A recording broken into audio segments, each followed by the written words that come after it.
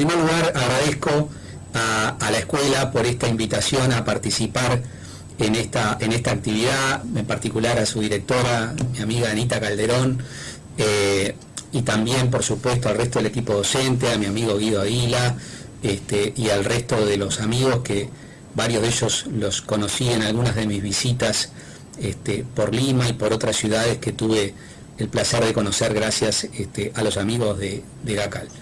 Así que nuevamente gracias y felicitaciones por este aniversario. Bueno, el tema por el cual se me convocó para compartir con ustedes algunas reflexiones es el tema de los principios del proceso. Bueno, cómo identificarlos, cómo saber cuáles son esos principios. Y ahí una primera idea que me parece interesante aportar a la reflexión es que en general cuando se habla de la idea de debido proceso, se plantean una serie de ambigüedades y discusiones a nivel doctrinario. De hecho, hay un importante autor como Hart, uno de los teóricos de la teoría general del derecho más importante sin duda del siglo XX, que decía que uno de los ejemplos más característicos de vaguedad en las grandes definiciones constitucionales está, por ejemplo, en la idea de debido proceso, que es, si se quiere, el concepto central de la disciplina del derecho procesal, y sin embargo existe esa ambigüedad. Hay dos formas de enfocar esta idea del debido proceso. Una forma que yo diría es positiva, algunos autores, un ejemplo característico de Willoughby en la doctrina anglosajona, que identifica ciertos caracteres que sí o sí tienen que existir para que exista debido proceso. Entonces el autor dice, bueno, si existe la posibilidad de acceder a los tribunales, de ejercer la defensa, si hay un tribunal imparcial, se da la característica del debido proceso.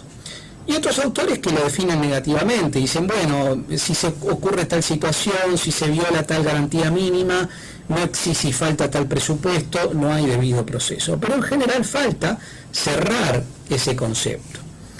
Algo parecido ocurre cuando hablamos de los principios del proceso. De hecho, si tomamos algún autor, por mencionar un ejemplo o dos ejemplos característicos, Denis Echandía, importante procesalista colombiano, cuando habla de este tema de los principios, dice, bueno, menciona, da un elenco de principios y menciona 11 principios fundamentales del proceso, 17 principios del procedimiento y 7 principios del proceso penal, es decir, un total de 35 principios que el autor menciona. Si tomamos, por ejemplo, un autor como Jorge Walter Peirano, procesalista argentino, en un libro muy importante que se llama Principios y Fundamentos, menciona 10 series que se presentan en pares. Él habla de la bifrontalidad de los principios, como voy a decir luego, y menciona 10 pares, es decir, un total de unos 20 principios entre los cuales el legislador elige aquellos con los cuales quiere organizar un determinado proceso. Y así podríamos mencionar, si vemos, cada autor tiene su propia lista como su catálogo de principios. Esto ya genera una mirada crítica, ¿no? Porque es raro que, si bien existen grandes coincidencias, todos los autores elenquen una lista. Es decir, hay obviamente algunas exigencias imprescindibles que todos mencionan, pero las listas son distintas. Si miramos al interno de las listas, nos encontramos, yo diría, con dos grandes inconsistencias. Una primera inconsistencia en la identificación de los principios, que es que hay en esas listas de principios, hay autores que mencionan ciertos principios que denominan de esa forma principios, que dice siempre se presentan como en forma dual, ¿no? Por ejemplo, Podetti en Argentina dice los principios del proceso son bilaterales. Jorge Walter Peirano, también en Argentina, dice los principios son bifrontales, algo similar dice Tarigo en el Uruguay. Barrios de Ángelis, gran maestro del derecho procesal uruguayo, dice los principios del proceso son binarios, se presentan en pares antinómicos. Y resulta que dicen, bueno, frente al principio de la oralidad está el principio de la escrituralidad, frente al principio de la inmediación, el de la mediación o el de la ausencia de inmediación, y así sucesivamente van presentando los principios en pares. Ahora, resulta que si entramos a pensar un poquito más a fondo esta idea, nos encontramos con que en realidad hay principios que es difícil verdaderamente pensar en la idea de que existe un contrario. Y ahí los autores que presentan los principios de esta forma hacen grandes esfuerzos para construir algo coherente. Entonces dicen, bueno, frente al principio de la oralidad está la escrituralidad, frente al principio de la igualdad está, y ahí es difícil, ¿qué está? La desigualdad, la desatención de la igualdad, la ausencia de igualdad. Frente a la imparcialidad, ¿qué hay del otro lado? ¿La ausencia? ¿Puede haber un principio de la parcialidad del tribunal? ¿O frente a la necesidad de actuar de buena fe en un proceso o con lealtad y buena fe? ¿Puede haber un principio contrario que habilite actuar con mala fe, con ausencia de lealtad? Bueno, ahí encontramos entonces una primera gran inconsistencia en la enumeración de los principios. En segundo lugar, si miramos a esas listas, nos encontramos con que los autores mencionan principios que todos identificaríamos como principios generales del proceso. Por ejemplo, cuando hablamos de la igualdad, evidentemente la idea de igualdad es una idea que ni siquiera es exclusiva naturalmente del derecho procesal, es una exigencia general del derecho, esta tiene fundamento en nuestros sistemas constitucionales y en los pactos de derechos internacionales y que permea en todas las ramas del derecho, entre ellas en la idea de proceso, y bueno, y sin duda que podemos decir la igualdad de partes, la igualdad procesal o la igualdad de armas, como dicen los procesalistas penalistas, es una idea general, una exigencia general. Ahora, los autores, como por ejemplo los que mencionaba hace un momento, por ejemplo, Davis Echandía, por ejemplo, los demás autores, mencionan junto a esos principios indudablemente generales otros cuya generalidad más bien ni siquiera está en discusión, no son generales, sino que son especiales. Por ejemplo, se menciona la valoración de la prueba según sana crítica, o el principio de legalidad de las nulidades, o el principio del finalismo de los actos, o el principio de la comunidad o adquisición de la prueba. Y así se empiezan a mencionar en esas listas, a aparecer, a colarse principios que indudablemente no son generales, sino que son exigencias particulares, exigencias de alguna categoría del proceso, de los actos, de alguna función del proceso, o que son principios incluso más específicos, ni siquiera de la categoría actos, sino de un tema dentro de actos, un principio de las nulidades. Me parece que meter todo eso, principios que admiten contrario y que no admiten contrario, principios que son generales y principios especiales, todo en una misma bolsa, y todo el encarlo bajo la idea de principios, es una postura que no es correcta y que genera más dificultades que otra cosa. Hay un autor español que se llama De la Oliva, dice algo muy importante, una idea básica importante que me parece que vale la pena recordarla. Él dice: cuando todo es principio, ya nada es principio. O sea, todo lo terminamos calificando como principio, evidentemente la lista pasa a no tener ninguna utilidad. Entonces, frente a esas dos grandes inconsistencias que mencionaba, creo que hay que empezar a hacer una depuración. Una primera depuración para identificar y distinguir entre aquellas exigencias que no admiten contrario, como dice por ejemplo Alvarado de Yoyo en Argentina, como dice algunos autores españoles. Hay principios que no admiten contrario, hay exigencias que son imprescindibles, que son unívocas, que no pueden pensarse en una idea de bilateralidad. Por ejemplo, la idea de igualdad, como decía recién, por ejemplo, la idea de imparcialidad del tribunal, por ejemplo, la idea de buena fe. Esas exigencias son exigencias que son imprescindibles a la idea de proceso, exigencias sin las cuales no hay proceso. Si no existen esas exigencias mínimas, podemos decir que directamente proceso no hay, habrá otra forma de composición de conflicto, pero proceso no. Y una segunda depuración, y frente a estos principios unívocos que no admiten contrario, imprescindibles a la idea de proceso, otras exigencias, que son exigencias que sí se presentan como pares, entre los cuales el legislador elige oralidad, escrituralidad, una mayor economía o mayor celeridad y una menor celeridad, atendiendo una mayor ponderación, inmediación o ausencia de inmediación en algunos casos, y así podemos identificar estas exigencias que se presentan sí en forma bilateral y entre las cuales el legislador elige, que sí tienen esa característica de la bifrontalidad. Podemos llamarlo principios también, pero no es útil y por eso no parece razonable llamarlos de la misma forma. Algunos autores, por ejemplo, algunos procesalistas penalistas hablan de principios políticos para diferenciarlos de los principios constitucionales típicos. Otros hablan de reglas, otros hablan de máximas o directrices. A mí estas dos últimas expresiones me parecen más apropiadas. Entonces distingo frente a los principios aquellas exigencias imprescindibles a la idea de proceso. Por otro lado, las exigencias que se presentan en pares y que denomino máximas. Hay una gran diferencia entre estas dos exigencias, entre estos dos tipos de exigencias. Las exigencias que son imprescindibles a la idea de proceso están ya predeterminadas por el constituyente. El legislador no tiene margen de opción al regular un proceso concreto, una forma de proceso, no tiene opción para decir consagro o no consagro, por ejemplo, la igualdad de partes o la imparcialidad. Debe consagrarlo. En todo caso, en lo que sí tiene una elección al legislador, al que el constituyente le ordena reglamentar el sistema, la idea de proceso justamente, es en cuanto al cómo. Por ejemplo, para respetar la idea de igualdad, el legislador puede optar, bueno, si dio un determinado periodo de tiempo al actor, darle otro razonable al demandado y determinar ese periodo de tiempo razonable. Pero lo que no puede es no dar ninguna oportunidad a la otra parte. Entonces hay una elección en el cómo, no en el sí. En cambio, en las otras exigencias, en las exigencias que se presentan como pares, ahí sí el legislador elige en el sí y dice consagro en mayor medida la oralidad o en mayor medida la escrituralidad o hago una combinación de ambas, para ciertos actos la escritura, para ciertos actos la oralidad. Y en esa elección está haciendo política procesal.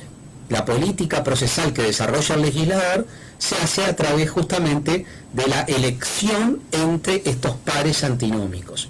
En cambio, cuando estamos hablando de principios, la política ya está predeterminada por el constituyente y por el sistema de las normas internacionales de derechos humanos. Para mencionar un ejemplo común a todos nuestros sistemas, al peruano y al uruguayo y a todos los países que han adherido a este sistema, el sistema de la Convención Americana de Derechos Humanos, el artículo 8 de las garantías judiciales, que establece un estándar mínimo de garantías que construyen o permiten, son la matriz, digamos, de la idea de proceso, junto con las respectivas normas constitucionales de nuestros países. Entonces, ahí hay una primera gran delimitación. Hay que distinguir las exigencias que son imprescindibles a la idea de proceso. Ahora les voy a proponer trabajar en la selección de esas exigencias imprescindibles. Y en segundo lugar, la segunda gran depuración, distinguir entre aquellas exigencias que son verdaderamente generales y las exigencias que son especiales, que se refieren a una categoría del proceso. Por eso algún autor lo llama Barrios, por ejemplo, habla de principios categoriales o regionales o especiales, o que pertenecen a un tema dentro de esa categoría del proceso. Y puede haber principios y máximas generales y principios y máximas especiales. En la segunda parte, a la que les propongo abordar ahora, les propongo trabajar ahora sí en la identificación de aquellos que son principios, esto es exigencias imprescindibles a la idea de proceso, y aquellas exigencias que son generales. Es decir, que lo que vamos a trabajar, si ustedes me permiten y me quieren acompañar, es en elegir, en tratar de identificar cuáles son los principios generales del proceso, los verdaderos principios generales del proceso. Y para eso tenemos que reflexionar cuáles son las exigencias sin las cuales no hay proceso. Y a mí me parece que esas exigencias, sin perjuicio de que este es un concepto siempre, son ideas en desarrollo y en construcción, esas ideas son 9. Son las exigencias imprescindibles a la idea de proceso, me parece que son 9. Y después vamos a ver que sin perjuicio de esto, a veces se ha puesto en entredicho algunas de estas exigencias. La primera, que en general ni siquiera se menciona, y a mí me parece que es la primera que hay que mencionar, es lo que denomino el principio general de universalidad de acceso al proceso.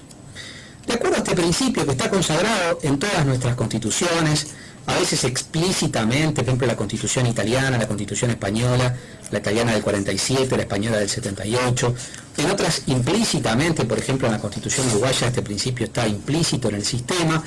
también está consagrado en las leyes y en las normas internacionales. Es el principio según el cual todas las personas tenemos derecho a presentarnos ante un tribunal, a proponer una pretensión o a ejercer la defensa. Este principio de la universalidad del acceso, que bueno, en la doctrina portuguesa también se ha analizado muy bien, porque está consagrado en la Constitución también de Brasil de 1988, se dice que tiene un perfil subjetivo y otro objetivo. El subjetivo es: todas las personas tienen derecho a acceder a un tribunal. Todas. En principio, todas las personas físicas y jurídicas tienen derecho a acceder al tribunal. Y en segundo lugar, esta exigencia tiene un perfil objetivo, que es que tienen derecho a acceder a un tribunal para plantear cualquier pretensión o cualquier defensa, en principio, sin perjuicio de que el legislador a veces establece algunas limitaciones, pero siempre esas limitaciones o esas formas de ejercitar el derecho tienen que ser respetuosas de la idea. Si ustedes quieren, en otra oportunidad podemos profundizar sobre esto. Pero básicamente este principio de la universalidad del acceso todos lo identificaríamos como imprescindible. En estas épocas de pandemia, en las cuales cuando creíamos que teníamos todo, resulta que hay necesidades vitales y necesidades relacionales, necesidades de la vida en sociedad que están en riesgo. Está en riesgo el derecho a acceder a la posibilidad de acceder a la alimentación, de repente la posibilidad de acceder a una cobertura de salud, y está en riesgo la posibilidad de acceder a un proceso, como ha ocurrido en muchos de nuestros países, porque la respuesta inmediata de todos los poderes judiciales fue o limitar fuertemente o suprimir casi totalmente la actividad de los tribunales, con excepciones muy puntuales. Bueno, este principio está en riesgo en este tipo de situaciones, y por eso hay que buscar respuestas y alternativas que permitan la efectividad del principio.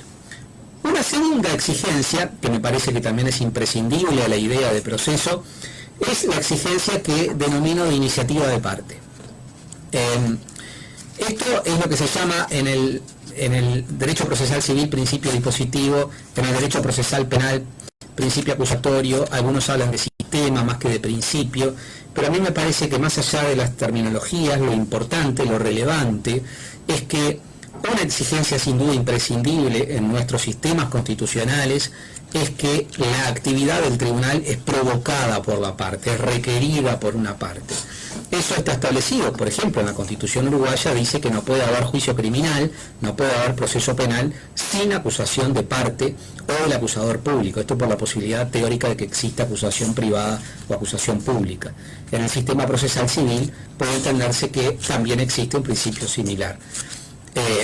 Esta exigencia imprescindible, este principio de iniciativa de parte, tiene diversas proyecciones. No puede haber proceso sin iniciativa de parte, no se puede pasar de una etapa a otra si no hay iniciativa de parte, y así una serie de manifestaciones más que podríamos seguir trabajando, pero en aras de aprovechar el tiempo, si que ustedes quieren, en todo caso podemos profundizarlo también en otra oportunidad. La idea es presentar los grandes titulares. En tercer lugar, una exigencia imprescindible a la idea de proceso, sin la cual no hay proceso, es la idea de igualdad de partes, sin duda. Es decir, no podemos concebir un proceso sin que exista igualdad de partes, sin que frente a cada oportunidad que se le dé a una parte exista una oportunidad de la otra. Si una tiene la posibilidad, por ejemplo, de impugnar una resolución del tribunal y ejercita esa posibilidad, la otra parte tiene que tener la oportunidad de responder a la impugnación. Si una parte tiene una posibilidad de probar, la otra tiene, y de proponer ciertas pruebas, la otra parte tiene que también tener la oportunidad de proponer sus pruebas y a la vez de proponer contraprueba. Y así sucesivamente podemos ir pensando en distintas manifestaciones de la igualdad de partes. Esta es una exigencia imprescindible, es una exigencia básica, sin duda, sin la cual proceso no hay. Si decimos no hay igualdad de partes, no hay duda que no podemos decir que exista un proceso respetuoso de la idea constitucional. Una cuarta exigencia es lo que algunos llaman la exigencia del contradictorio de la defensa. Esta exigencia del contradictorio o de la defensa significa que las partes no solo tienen que tener la posibilidad de acceder que no puede haber actividad procesal sin su iniciativa, que tienen que ser tratadas igualitariamente, sino que tienen que tener posibilidades efectivas de ejercer la defensa, de alegar, de probar, de impugnar las resoluciones del tribunal. Estas manifestaciones es lo que se denomina el principio del contradictorio, que, bueno, en la segunda mitad, sobre todo del siglo XX, ha sido objeto de profundos estudios. Por ejemplo, en la doctrina italiana, Picardi ha estudiado las matrices histórico-culturales del contradictorio, y autores como, por ejemplo, Mandrioli, uno de los más importantes procesalistas italianos del siglo XX, sobre todo la segunda mitad, también señala que esta idea del contradictorio es central en nuestra cultura y es central en la idea de proceso, es imprescindible a la idea de proceso. La idea del contradictorio también está consagrada en todas las normas internacionales y en el diseño constitucional de la idea de proceso. Una quinta exigencia es lo que se denomina la predeterminación del orden y de las formas del procedimiento, es decir, el orden, la secuencia del procedimiento, sus requisitos formales y el orden de la secuencia deben estar predeterminados de antemano. Y en principio la elección del constituyente es que esa predeterminación sea legal, que sea a través de una ley. Esto es lo que algunos denominan principio de legalidad. Si no hay un procedimiento predeterminado en sus requisitos formales y en su orden o secuencia, no hay proceso. Esto lo que trata de evitar es que cada tribunal en cada caso concreto determine cuál es el procedimiento a seguir. Si no tenemos las reglas de juego predeterminadas, evidentemente no existe un respeto a la idea de proceso. Les pongo un ejemplo. Mayer, un gran procesalista penalista argentino, me juicio el más importante de ellos, dice, maneja la idea, toma aquella idea que también la trabajó Calamandrei del proceso como juego. Calamandrei escribió una muy importante monografía que se llama El proceso como juego, y Mayer toma esa idea del proceso como juego y trabaja la idea de, bueno, ¿cómo sería un juego sin reglas? Imaginemos un juego de pelota en el que existan 11 jugadores de cada lado, pero que no sepamos si a la pelota se le puede pegar con el pie o también se le puede pegar con cualquier parte del cuerpo, inclusive con la mano, si la forma de avanzar es avanzar hacia adelante, cuál es la forma de anotar, cuáles son las reglas del tanteo. Bueno, evidentemente si esas reglas no están predeterminadas, no puede decirse que exista un juego sometido a reglas y por lo tanto no se puede decir que exista una forma de identificar previamente la forma de actuar. Ningún jugador va a saber de qué forma actuar correctamente para que su equipo avance en la competición. Bueno, evidentemente esto mismo ocurre con el proceso. Si las reglas no están predeterminadas de antemano, si no se conocen previamente, evidentemente que el juego no se puede jugar adecuadamente. Y sobre todo si las reglas del juego se cambian al final. Esto es lo que ocurre con una teoría, sin entrar acá en la discusión de fondo, porque nos llevaría mucho tiempo. Ustedes saben que dentro de las discusiones acerca de la carga de la prueba, que ahora hay discusiones muy importantes, de hecho hay autores que modernamente niegan la importancia de esta idea de la carga de la prueba, pero sin profundizar ahora en esa idea, hay una teoría por todos conocida que ha surgido en la Argentina y que se ha extendido a otros lugares, que es la teoría de las cargas probatorias dinámicas, según la cual las reglas de la carga de la prueba pueden ser determinadas por cada juez en cada caso en función de quién está en mejores condiciones de probar, condiciones fácticas, técnicas, económicas, etcétera, y esa regla la determina el momento de sentenciar, en principio, porque no se puede determinar previamente. Evidentemente que esta teoría afecta a esta idea de predeterminación del orden y las reglas del procedimiento, que está vinculada con una idea cupular del derecho, que es la idea de seguridad y de certeza. Por eso autores tan relevantes como por ejemplo Tarufo dicen que este tipo de teorías habilita a una manipulación de los resultados probatorios por parte del juez al momento de dictar sentencia. Este tipo de teorías me parece que evidentemente no es respetuosa de la idea de predeterminación del orden y de las reglas del procedimiento. Una sexta exigencia, si no voy mal en la enumeración, es la exigencia de la imparcialidad del tribunal, ¿no? La imparcialidad del tribunal es una exigencia básica que también está, bueno, las normas internacionales hablan del derecho a ser juzgado por un tribunal independiente, imparcial y predeterminado por la ley, dice la Convención Americana de Derechos Humanos. El Pacto Internacional de Derechos Civiles y Políticos también hablan del derecho a ser juzgado por un tribunal imparcial e independiente, y todas nuestras constituciones, a través de distintas soluciones, consagran esta idea de imparcialidad del tribunal. Esta idea que también tiene varios desdoblamientos, ¿no? Hay autores que distinguen entre formas de imparcialidad. Hay una presentación que en mi país hace Barrios de Ángelis, que es muy importante, entre imparcialidad estructural e imparcialidad funcional. La imparcialidad estructural, que significa que el tribunal tiene que ser ajeno a los intereses específicos del objeto del proceso. ¿Qué quiere decir esto? Que el tribunal no puede ser un interesado, no puede ser interesado en la posición del acreedor que reclama el crédito, ni en la posición del deudor contra el que se reclama. No puede tener un interés en el objeto del proceso, porque si lo tiene no es imparcial. Esto es lo que él llama imparcialidad estructural. Y la imparcialidad funcional, que refiere a la imparcialidad en el desarrollo de las funciones del tribunal. El tribunal debe actuar en el proceso atendiendo exclusivamente a las alegaciones, a las pruebas y a las impugnaciones que las partes les van presentando, y sin estar sometido a directivas, a instrucciones de nadie en las decisiones que va adoptando. Por eso, en derecho procesal no rigen criterios propios del derecho administrativo, como la vocación, cuando el superior toma el caso del inferior para resolverlo, ni la jerarquía en sentido estricto. Hasta el más humilde juez de la más pequeña localidad es absolutamente independiente y no está sometido a ningún poder al momento de tomar la decisión del caso concreto. Esa es la característica esencial de la idea de jurisdiccionalidad. Y sin eso no hay proceso jurisdiccional, evidentemente.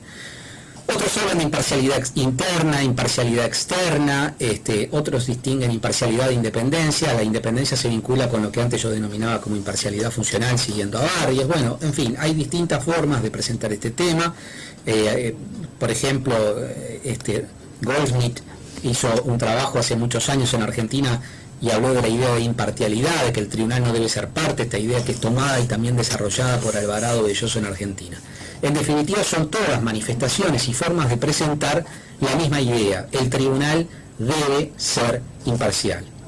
Una octava exigencia imprescindible que está en el diseño constitucional de la idea de proceso, a ver si voy bien, 1, 2, 3, 4, sí, a ver, 1, 2, 3, 4, 5, 6, séptima, perdón, es la exigencia de publicidad, ¿no? La publicidad también está reconocida en las normas internacionales. La Convención Americana de Derechos Humanos habla del derecho a ser oído públicamente. Lo mismo dice el Pacto Internacional de Derechos Civiles y Políticos, que en su artículo 14 regula muy bien esta idea de la publicidad. Publicidad que también los autores distinguen en dos formas: la publicidad interna, que se vincula en realidad con el principio de contradicción. La publicidad interna significa que las partes del proceso tienen derecho a tomar conocimiento de las actuaciones que se van realizando, de los actos procesales, en el momento que se realizan o en forma inmediata. Esto porque si no, no es posible ejercer el contradictorio. Y por otro lado, la publicidad externa, que es la posibilidad de que todas las demás personas puedan acceder a esta posibilidad, puedan acceder al proceso y conocer cómo es que las partes y los tribunales actúan en un proceso concreto. Esta exigencia de la publicidad está en todas nuestras normas internacionales y en general también en las constituciones, a veces explícitamente y a veces implícitamente. Es uno de los grandes desafíos en tiempos modernos, cuando se habla de realizar audiencias a través de sistemas de videoconferencia. Bueno, el desafío de que esas audiencias a su vez sean públicas y que sean accesibles al público. De hecho, yo el otro día posteaba en Twitter una referencia de un tribunal de los Estados Unidos que, bueno, desarrollaba su audiencia por videoconferencia y se podía ver en vivo, en forma simultánea, el momento que se estaba desarrollando. O sea, esto es un respeto básico a la idea de publicidad. En octavo lugar, la exigencia de la buena fe. Sin buena fe no puede decirse que se respete la idea de proceso, es decir, no podemos concebir que un proceso en el cual esté habilitado a litigar deslealmente o que el tribunal pueda comportarse de manera desleal. En realidad, la exigencia de buena fe y lealtad no se refiere solo a las partes, se refiere a, como dice el artículo 5 del Código General del Proceso Uruguayo, a todos los partícipes del proceso. Por supuesto que después hay discusiones acerca de el alcance de la buena fe, hasta dónde debe ir esta exigencia de la buena fe y la lealtad, si se trata simplemente de respetar ciertas exigencias básicas del fair play, o algunos hablan de, bueno, ya un deber de colaborar con el tribunal, y ese deber de colaborar también se le ha dado extensiones de todo tipo. A mí me parece que esta exigencia de colaborar es una idea que hay que manejar con mucho cuidado. En realidad, una cosa es decir, bueno, hay ciertos aspectos de colaboración mínima que son imprescindibles, por ejemplo, y que pueden generar consecuencias en caso de incumplimiento, pero la idea básica es, la idea imprescindible a la idea de proceso es la exigencia de una lealtad mínima. Obviamente esto da para muchísimo más, pero no quiero hacer demasiado larga esta presentación. En último lugar, lo que se llama tutela jurisdiccional efectiva.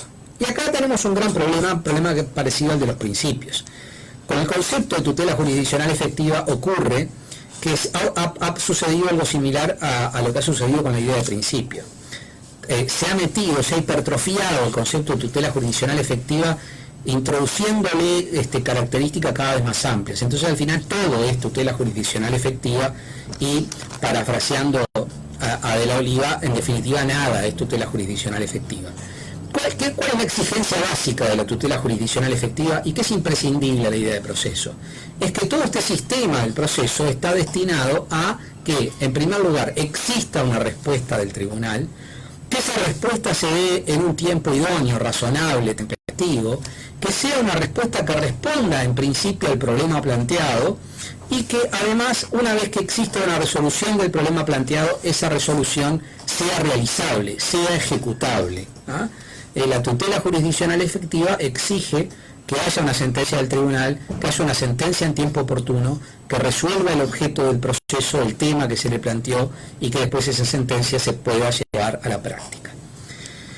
Estas son las exigencias que considero imprescindibles a la idea de proceso. Por supuesto que todas ellas se pueden discutir, se pueden debatir y decir, bueno, no, en realidad esto, o generar matices. De hecho, por ejemplo, la idea de predeterminación del orden del procedimiento ha sido muy discutida. La doctrina contemporánea, algunos autores hablan de lo que se llama la búsqueda de la tutela adecuada al caso concreto, y fundado en la tutela jurisdiccional efectiva, sostienen que, que en realidad lo que hay que buscar, cada juez debe determinar el procedimiento adecuado para la resolución del caso concreto. Y esto me parece que no es adecuado, porque justamente significaría que cada juez crearía la regla en base a la cual hay que litigar en cada caso concreto, en cada caso puntual. Pero bueno, la idea era presentarles estas, por lo menos ideas básicas de cuáles son las exigencias imprescindibles.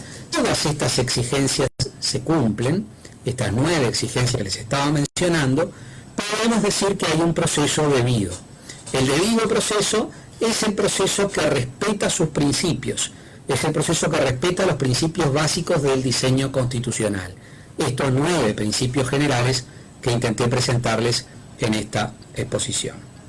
Bueno, les agradezco por esta oportunidad a los amigos de la Escuela de Graduados de Altos Estudios Jurídicos, a mi amiga Anita, al amigo Guido, también a todos los que me acompañaron en esta oportunidad. Era un poco, la idea era compartir estas ideas básicas, y bueno, les agradezco mucho la atención, muchísimas gracias y feliz aniversario a los amigos de ACAL.